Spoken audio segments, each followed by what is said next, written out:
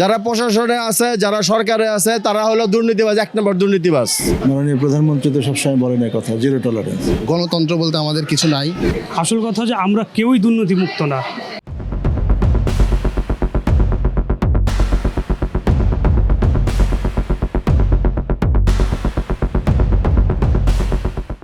সরকারি ঊর্ধ্বতন কর্মকর্তার সম্বন্ধে আসলে বলাটা আমাদের বাংলাদেশের প্রেক্ষাপটে আসলে উচিত না, কারণ আমরা তো সাধারণ জনগণ। এখন সরকারের কাছে বলেন আর যার কাছে বলেন, আমরা এখন মানে একটা ছকের মধ্যে আটকায় গেছি।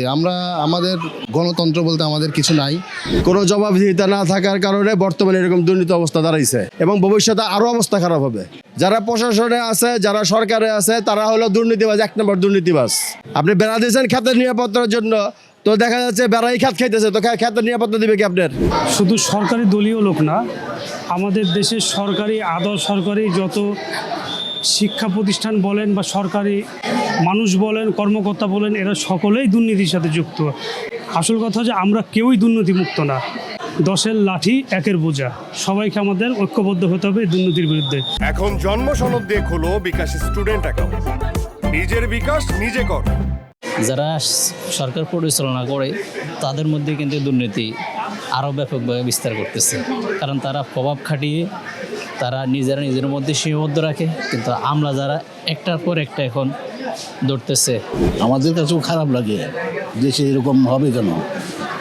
দেশে আমরা জনগণের সেবক, এটা কি করা উচিত ওটা সবাই জানেন, সরকারও জানে, কেউ কিছু করবে না।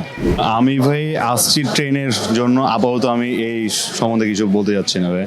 কিছু বললে কিছু ভয় কাজ করে, এরকম মনে হচ্ছে আমার কাছে আর কি। আসলে আমরা যার জায়গার থেকে যদি আমরা সবাই সচেতন হয়, তাহলে কিন্তু দেশটা আসলে ঠিক হয়ে যায়। আমরা কিন্তু যার জায়গাতে আমরা সচেতন না, আমরা সবাই দুর্নীতি করতে পারবো, আমাদের দেশটা এরকম হয়ে আছে। আমরা সাধারণ মানুষ আসলে আমরা খাইটা খাই, এই বিষয়ে আসলে আমার কোনো মন্তব্য নেই। যারা দুর্নীতি করতেছে ওরা তো শিক্ষিত মানুষ, ওরা তো আমাদের চাইতে বেশি জ্ঞানী লোক। কেন ওরা যদি দেশের মধ্যে এরকম করে, এখন সরকার যদি এই বিষয়ে পদক্ষেপ নেয় সেটা ভালো। দুর্নীতির বিরুদ্ধে তো জিরো টলারেন্স নীতি সরকার ফলো করছে। মাননীয় প্রধানমন্ত্রী তো সবসময় বলেন এই কথা, জিরো টলারেন্স। সুতরাং সরকারের যে পলিসি, সেই পলিসি সরকারের মেনে চলা উচিত। যাদের বিরুদ্ধে অভিযোগ আসবে সুষ্ঠু তদন্ত শেষে যথাযথ আইনানুগ ব্যবস্থা নেওয়া উচিত। দুর্নীতির বিরুদ্ধে যেসব কর্মকর্তারা জড়িত, এটা আসলে কতটা সঠিক এটা বাছ বিচার না করে তো বলা মুশকিল। সেগুলো সবগুলো খতিয়ে দেখলে তারপরে বোঝা যাবে যে হ্যাঁ বিষয়গুলো কী ধরনের। তবে আমরা কিছুই বলছি না।